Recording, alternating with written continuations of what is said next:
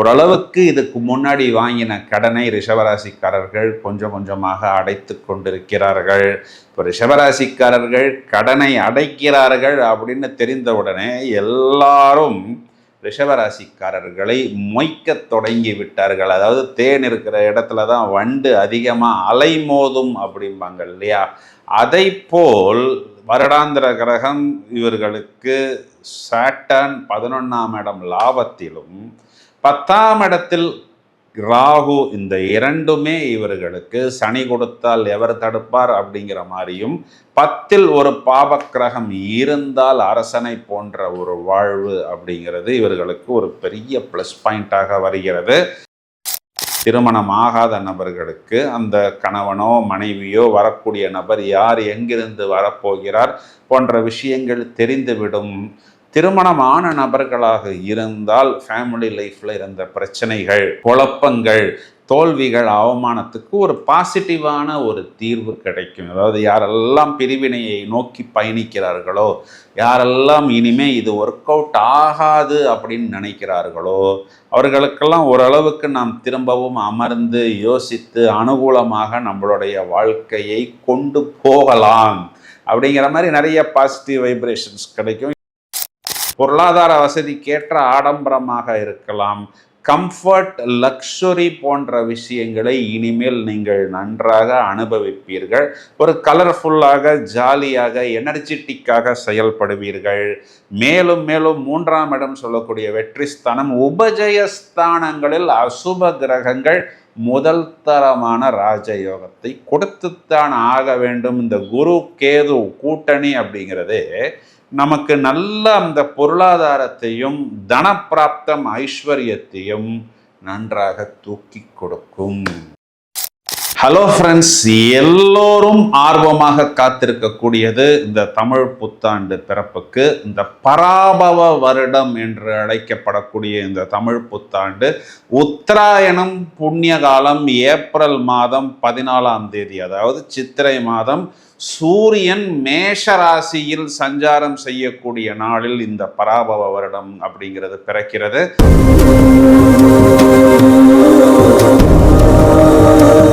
இதுல என்னன்னா, இந்த வருடம் பிறந்து 2 மாதத்துக்குள் கோச்சாரத்தில் குரு என்ற கிரகம் வந்து உச்சமடைய போகிறது. பஞ்சமகா புருஷ யோகத்தில் இது ஹம்ச யோகம். 12 வருடத்துக்கு ஒரு முறைதான் குரு என்ற கிரகம் கோச்சாரத்தில் உச்சமடையும். இந்த வருடத்தில் வருடாந்திர கிரகங்கள்ல பார்த்தோம்னா சனி பகவான் அதே மீன ராசியில் தான் சஞ்சாரம் செய்ய இருக்கிறார். கேது என்கிற கிரகம் இப்பொழுது இருக்கக்கூடிய சிம்மராசி மண்டலத்தில் இருந்து வருடத்தின் கடைசியில் குருவுடன் சேரப்போகிறார். இதற்கு கேட யோகம் அப்படிங்கிறது பெயர். இப்பொழுது கும்பராசியில் இருக்கக்கூடிய ராகு பகவான் வருட கடைசியில் மகர ராசியில் சஞ்சாரம் செய்ய இருக்கிறார். மகர ராகுவிற்கு நிகர ராகு கிடையாது அப்படிங்கிறது ஜோதிட விதி. இப்போ இந்த வருடாந்திர கிரகங்கள் எடுத்துக்கிட்டோம்னா கேது பகவான் குருவுடன் சேர்க்கை, ராகு பகவானுக்கு குருவின் பார்வை, சாட்டர்னுக்கும் குருவின் பார்வை. அனைத்து வருட கிரகங்களையும் குரு என்ற கிரகம் தனது கட்டுக்குள் வைக்கிறார். குரு உச்சமடைகிறார். அப்போ இந்த பலன்களை எல்லாரும் ரொம்பவும் ஆர்வமாக எதிர்பார்த்து காத்து கொண்டிருக்கிறார்கள். ஏன் அப்படின்னா, இந்த பராபவ வருடத்துக்கு உண்டான பாடலின் விளக்கமே சுபம், அனுகூலம், ஐஸ்வர்யம் அப்படின்னு தான் மூல நூல்களில் கொடுக்கப்பட்டுள்ளது. இதில் நிறைய ப்ளஸ் பாயிண்ட்ஸ் இருக்கு.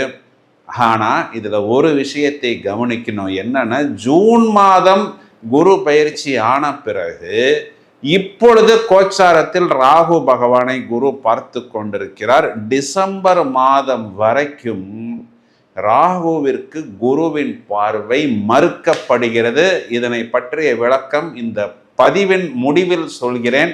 முதலில் உங்களுடைய ராசிக்கு இந்த பராபவ வருடம் என்ன சொல்ல போகிறது என்பதை விவரமாக காண்போம்.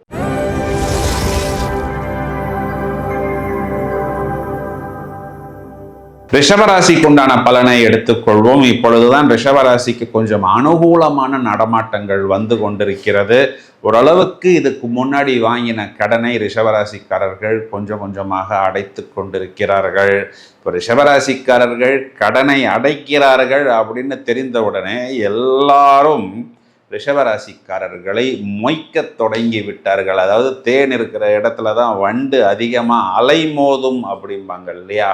அதை போல் வருடாந்திர கிரகம் இவர்களுக்கு சாட்டர்ன் 11ஆம் இடம் லாபத்திலும் 10ஆம் இடத்தில் ராகு, இந்த இரண்டுமே இவர்களுக்கு சனி கொடுத்தால் எவர் தடுப்பார் அப்படிங்கிற மாதிரியும் 10ல் ஒரு பாவக்கிரகம் இருந்தால் அரசனை போன்ற ஒரு வாழ்வு அப்படிங்கிறது இவர்களுக்கு ஒரு பெரிய பிளஸ் பாயிண்டாக வருகிறது. தமிழ் வருடம் பராபவ வருடத்துல என்ன ரிஷபராசிக்காரர்களுடைய ஒரே கொஸ்டின் மார்க்கு அப்படின்னா, இவர்களுக்கு 2ஆம் இடத்தில் அனுகூலமாக இருந்த அந்த குரு பகவான் 3ஆம் இடத்தில் மறைய போகிறதே, இது ஒரு மைனஸ் பாயிண்டா அப்படின்னா கண்டிப்பாக இது மைனஸ் பாயிண்ட் கிடையாது. ஏன்னா இங்கு குரு நமக்கு கெட்ட கிரகம். ரிஷபத்துக்கு குரு பகவான் வந்து ஒரு நெகட்டிவ் பிளானட், அவர் ஒரு அஷ்டமாதிபதி. கெட்டவன் கெட்டிடில் கிட்டிடும் யோகம் அப்படிங்கிற ஒரு அமைப்பில் வருகிறது. இன்னொரு ஆங்கிளில் பார்த்தோம்னா குரு பகவான் லாபஸ்தானத்தை பார்க்கிறார். அப்போ குருவை பொறுத்தவரை மெயினாக பார்வை தான் முக்கியம். 3ஆம் இடத்தில் உச்ச குரு முதல்ல 7ஆம் இடத்தை பார்க்கிறார். 7ஆம் இடம் குறிகாட்டக்கூடியது திருமணம் ஆகாத நபர்களுக்கு வரக்கூடிய வரன்கள். திருமணம் ஆகாத நபர்களுக்கு அந்த கணவனோ மனைவியோ வரக்கூடிய நபர் யார், எங்கிருந்து வரப்போகிறார் போன்ற விஷயங்கள் தெரிந்துவிடும். திருமணமான நபர்களாக இருந்தால் ஃபேமிலி லைஃப்பில் இருந்த பிரச்சனைகள், குழப்பங்கள், தோல்விகள், அவமானத்துக்கு ஒரு பாசிட்டிவான ஒரு தீர்வு கிடைக்கும். அதாவது யாரெல்லாம் பிரிவினையை நோக்கி பயணிக்கிறார்களோ, யாரெல்லாம் இனிமே இது ஒர்க் அவுட் ஆகாது அப்படின்னு நினைக்கிறார்களோ, அவர்களுக்கெல்லாம் ஓரளவுக்கு நாம் திரும்பவும் அமர்ந்து யோசித்து அனுகூலமாக நம்மளுடைய வாழ்க்கையை கொண்டு போகலாம் அப்படிங்கிற மாதிரி நிறைய பாசிட்டிவ் வைப்ரேஷன்ஸ் கிடைக்கும். இது பிஸ்னஸ் பார்ட்னரை குறிகாட்டக்கூடியதும் 7ஆம் இடம் தான். ஸோ பிஸ்னஸ் பார்ட்னருக்கும் இது ஒரு ப்ளஸ்ஸாக அமையும்.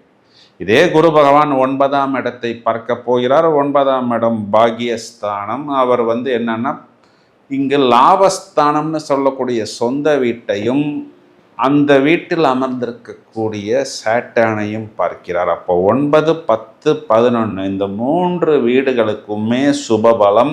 இது பாக்கியஸ்தானமாகவும் தொழில் ஸ்தானமாகவும் லாபஸ்தானமாகவும் நாம் நினைத்த காரியங்களில் நமக்கு வெற்றி, ஃபுல்ஃபில்மெண்ட் ஆஃப் டிசையர்ஸ், இந்த 4 பலன்களையும் ஒன்றாக சேர்த்தால் வெளிநாடு வெளியூர் பயணங்கள், அதையும் தவிர வந்து நமக்கு எதெல்லாம் பாக்கியம்னு நாம் நினைக்கிறோமோ அது ஒரு நல்ல ஒரு பயணமாக இருக்கலாம், இடம் வாங்குவதாக இருக்கலாம், வீடு வாங்குவதாக இருக்கலாம், இல்லை வயதில் மூத்த நபர்கள் யாத்திரைகள் செல்வது, கோயில்களுக்கு போவது, யாகங்கள் செய்வது, குழந்தைகளுக்கு செய்ய வேண்டிய செட்டில்மெண்ட்டு, அது ஃபினான்ஷியலாக இருந்தாலும், இடம் பூமி சம்பந்தப்பட்ட விஷயங்களாக இருந்தாலும், இல்லைன்னா ஒரு ஜாபுக்காகவோ பிஸ்னஸுக்காகவோ வெளிநாட்டு பயணமாக இருந்தாலும், சார் பிஸ்னஸ் பண்ணிக்கிட்டு இருக்கிறேன், இருக்கிற நிலைமையில் இருக்குது, பிஸ்னஸை க்ளோஸ் பண்ண போகிறேன், மூட போகிறேன்னு சொல்லக்கூடிய நபர்களுக்கெல்லாம் நிறைய வியாபாரம் செய்யக்கூடிய அமைப்பு. எங்கள்கிட்ட ஸ்டாக் இல்லை பிரதர், எங்கள்கிட்ட வந்து பொருள் இல்லை, சர்வீஸ் பண்ணுறதுக்கு ஆள் இல்லை, அந்த காரணத்துக்குனால கொஞ்ச நேரம் மூடி வச்சுருக்கிறோம், உள்ளே இருக்கிற கூட்டம் அப்படியே பேக் என்ட்ரி வெளியே போகட்டும், அப்புறம் இதை ஓப்பன் பண்ணுறோம் அப்படிங்கிற காரணத்தினால ஒரு 1/2 hour மூடி வச்சுருக்கிறோம். அப்படிங்கிற அளவுக்கு உங்களுடைய பிஸ்னஸ் மேலும் மேலும் மேலும் நல்ல அபிவிருத்தி ஆகும். என்னதான் ஆன்லைனில் போட்டாலும், என்னதான் காம்படிட்டர் இருந்தாலும், உங்கள் கடை வாசலில், உங்கள் ஆஃபீஸ் வாசலில் கஸ்டமர்ஸ், வாடிக்கையாளர்கள் வந்து நிற்பார்கள். அதனை புத்திசாலித்தனமாக நீங்கள் உபயோகித்து கொள்ளுங்கள். ஏன்னா ரிஷபத்துக்கு பூரணமான ராஜயோகத்தை கொடுக்கக்கூடிய சாட்டர்ன் திரும்பவும் 11ஆம் வீடுன்னு சொல்லக்கூடிய லாபத்துக்கு வருவதற்கு இன்னும் 27 வருடங்கள் ஆகும். அதனால் இது ஒரு கோல்டன் ஆப்பர்ச்சுனிட்டி. தங்க முட்டை இடும் வாத்துன்னு சொல்கிறோம் பார்த்தீங்களா, அந்த மாதிரி this is a golden duck. இதனை நீங்கள் பூரணமாக உபயோகித்து கொள்ளுங்கள். இது ஒரு மிகப்பெரிய ப்ளஸ் பாயிண்ட் கோச்சாரத்தில். இந்த பக்கம் கேது அப்படிங்கிற ஒரு கிரகம் இது நாள் வரைக்கும் 4ஆம் வீடுன்னு சொல்லக்கூடிய உங்களுடைய சுகஸ்தானத்தில் இருந்தார். அப்படின்னா என்ன அர்த்தம்னா, என்கிட்ட எல்லாம் இருக்கு, ஆனால் எதுவுமே நான் அனுபவிக்க மாட்டேன். ஒரு நல்ல சாப்பாடு இருக்குது, சாப்பிட மாட்டேன். நல்ல வாகனம் இருக்குது, நான் ஓட்ட மாட்டேன். ஒரு நல்ல லக்ஸுரி, கம்ஃபர்ட், ப்ளஷர் போன்ற விஷயங்கள் எல்லாம் என்னிடம் இருக்கிறது. ஆனால் எதையுமே நான் இதுவரை அனுபவிக்காமல் ஒரு பற்றற்ற நிலையில்தான் இருக்கிறேன். ஏன்னு எனக்கே தெரியல. அப்படின்னா சுகஸ்தானத்தில் இருக்கக்கூடிய கேது 3ஆம் இடம் வெற்றி ஸ்தானத்துக்கு வரப்போகிறார். அப்போ இனிமே பேக் டு ஸ்கொயர் ஒன். நல்ல ஃபுட்டாக இருக்கலாம், நல்ல மியூசிக்காக இருக்கலாம், நல்ல கலை நிகழ்ச்சிகளாக இருக்கலாம், நல்ல ஆடம்பரம், அதாவது அந்த பொருளாதார வசதிக்கேற்ற ஆடம்பரமாக இருக்கலாம், கம்ஃபர்ட், லக்ஸுரி போன்ற விஷயங்களை இனிமேல் நீங்கள் நன்றாக அனுபவிப்பீர்கள். ஒரு கலர்ஃபுல்லாக, ஜாலியாக, எனர்ஜெட்டிக்காக செயல்படுவீர்கள். மேலும் மேலும் 3ஆம் இடம் சொல்லக்கூடிய வெற்றி ஸ்தானம், உபஜயஸ்தானங்களில் அசுப கிரகங்கள் முதல் தரமான ராஜயோகத்தை கொடுத்துத்தான் ஆக வேண்டும். இந்த குரு கேது கூட்டணி அப்படிங்கிறது நமக்கு நல்ல அந்த பொருளாதாரத்தையும் தனப்பிராப்தம் ஐஸ்வர்யத்தையும் நன்றாக தூக்கி கொடுக்கும். லாபாதிபதி பாக்கியத்தை பார்க்கிறது. 9ஆம் இடம்னு சொல்லக்கூடிய பாக்கியத்தில் ராகு அமர்ந்தாலும் பாக்கிய கேடு ஏற்படுத்தாது என அவரும் குருவின் பார்வையில். வருடாந்திர கிரகங்கள் எல்லாமே நமக்கு அனுகூலமாகத்தான் வருகிறது. இதில் என்ன ஒரு பெரிய ப்ளஸ் பாயிண்ட் அப்படின்னா, மாதாந்திர கிரகங்கள் புதன் சுக்கிரன் கூட்டணியுமே பெரும்பாலும் நமக்கு சுக்கிரன் ஆட்சி, புதன் ஆட்சி, புதன் சுக்கிரன் கூட்டணி, அப்புறம் புதன் கன்னிக்கு வருவது, புதன் சுக்கிரன் கூட்டணி, அந்த இடத்தில் சுக்கிரனுக்கு நீசபங்க ராஜயோகம், புதன் சுக்கிரன் சேர்க்கை துலா ராசியில் அப்படின்னு வரிசையாக மாதாந்திர கிரகங்களுமே நமக்கு ஃபேவரபிளாகத்தான் வருகிறது. ஸோ ரிஷபராசிக்காரர்கள் பிஸ்னஸை மூடுவாங்க. அப்படின்னா மூடுவாங்க. ஏன்னா உள்ளுக்குள்ள இருக்கிற கூட்டத்தை வெளியே அனுப்பிவிட்டு பிஸ்னஸை நடத்துவார்கள். மூடின கேட்டை ஓப்பன் செய்வார்கள். பார்க்கிங் விடுவதற்கு இடம் இல்லைன்னு கேட்டை மூடுவாங்க. சர்வீஸ் பண்ணுவதற்கு ஆட்கள் இல்லைன்னு கேட்டை மூடுவாங்க. அந்த அளவுக்கு நீங்கள் தயார்படுத்தி கொள்ளுங்கள். இது ஒரு கோல்டன் ஹார்வெஸ்ட் அப்படிங்கிற மாதிரியான அமைப்பு கோச்சாரத்தில் அப்படின்னு சொல்லுவது தான் நிதர்சனமான உண்மை. பிரமாதமாக உபயோகித்து கொள்ளுங்கள்.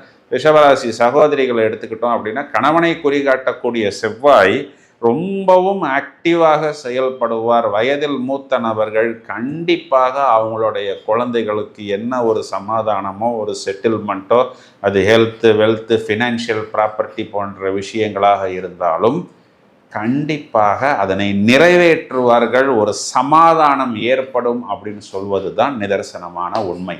இப்போ இந்த பதிவின் தொடக்கத்தில் நான் ஒரு விஷயம் சொல்லியிருந்தேன். என்ன அப்படின்னா, குரு பகவான் ஜூன் மாதம் கடகமனைக்கு வந்தாலும் ராகு பகவான் அதே கும்பராசியில் தான் டிசம்பர் மாதம் வரை இருக்கிறார். டிசம்பர் மாதத்தின் கடைசியில் தான் அவர் மகரத்துக்கு வரப்போகிறார். அப்போ ஜூன்லேருந்து டிசம்பர் வரைக்கும் ராகுங்கிறவருக்கு குருவின், அதாவது ஒரு சுபகிரகத்தின் பார்வை இழந்து விடுகிறார். அப்போ அவர் என்ன பண்ணுவார்னா, தனிச்சையாக செயல்படுவார். யாருடைய கட்டுப்பாட்டுக்குள்ளும் வரமாட்டார். தலைவிரித்து ஆடுவார். அவர் தூக்கி கொடுத்தாலும் ஒரேடியா தூக்கி கொடுப்பார், இல்லை தாக்கணும்னாலும் ஒரேடியா தாக்குவார். இப்போ உங்களுக்கு ராகு பகவான் என்ன செய்ய போகிறார் அப்படிங்கிறத இந்த பதிவில் சேர்க்காமல் ஒரு தனிப்பதிவாக வெகு சீக்கிரத்தில் நாங்கள் வெளியிடுவதற்கு தயாராக இருக்கிறோம். எனவே we request you to remain subscribed. மேலும் இந்த பதிவை உங்களது நண்பர்களுக்கும் உறவினர்களுக்கும் ஷேர் செய்யுங்கள். தொடர்ந்து இணைப்பில் இருங்கள். Thank you friends.